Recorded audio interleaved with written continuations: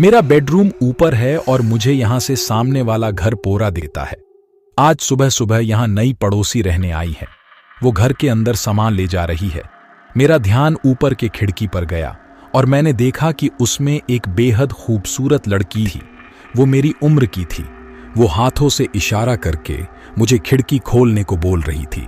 मैंने अपना खिड़की खोला और कहने लगी, हाय, मैं मेघा हूँ। मैंने उत्तर दिया, तुमसे मिलकर अच्छा लगा मेघा, मैं राज हूँ। फिर उसने कहा, अपनी खिड़की खुली रखो, मैं अभी आई। फिर वो एक पेपर एयरप्लेन लेकर आई और मेरी तरफ फेंका। वो एयरप्लेन धीरे धीरे उड़ते हुए खुली खिड़की से मेरी खिड़की के अंदर और मेरे फ्लोर पर आ गिरी। जब मैंने वह एयरप्लेन उठाया तो उसमें लिखा था, खोलो इसे। मैंने उस पेपर को खोला तो उसने लिखा था, आज रात मैं तुमसे मिलने आऊंगी, मेरा इंतजार करना। ये पढ़कर मुझे थोड़ा अजीब लगा। मैंने उसमें लिखा, तुम रात को आओगे?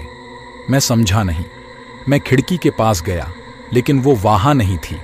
मैंने फिर भी वो पेपर एयरप्लेन उसकी खिड़की की तरफ फेंका, ये सोचकर कि वो रिप्लाई जरूर देगी। शाम हो गई थी और अभी तक मेघा की ओर से कोई जवाब नहीं आया। मेरी मां ने आज पड़ोसियों को रात के खाने के लिए आमंत्रित किया। तब मुझे पता चला कि मेघा का क्या मतलब था।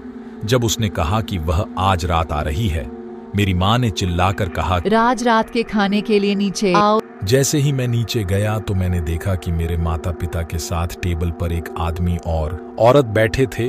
वे मेघा के माता पिता रहे होंगे, लेकिन मेघा कहीं नहीं थी। जैसे ही मैं टेबल पर बैठा मैंने उनसे पूछा, अरे मेघा कहाँ है? यह सुनकर उसकी मां ने अपना मुंह बंद कर लिया और उसकी आंखों से आंसू बहने लगे और उसके पिता ने कहा, रुको, क्या ये कोई मजाक है? तो मैंने कहा, नहीं, मैं गंभीर हूं। मेघा कहाँ है? उसने कहा, वह आज रात को डिनर के लिए आएगी। खड़े हो गए और गुस्से में कहा, हमारी बेटी की 1 साल पहले मौत हो चुकी है। मुझे नहीं पता आप ऐसा मजाक क्यों करेंगे।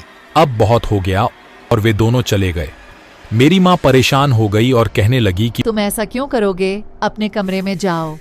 मेरा सिर घूम रहा था और जब मैं अपने कमरे की ओर बढ़ा तो मैं बहुत भ्रमित था।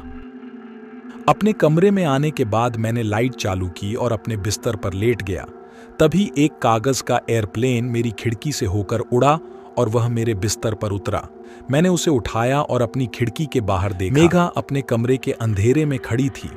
मेरा दिल तेज हो रहा था। वह खिड़की की ओर आगे बढ़ी जब तक कि चांदनी उसके चेहरे पर नहीं पड़ी। उसके शरीर बिल्कुल सफेद हो गया था और आंखें बिल्कुल काले हो चुके थे। मैंने उस एयरप्लेन पर संदेश पढ़ा था। उसने लिखा था, तुम्हारे पीछे।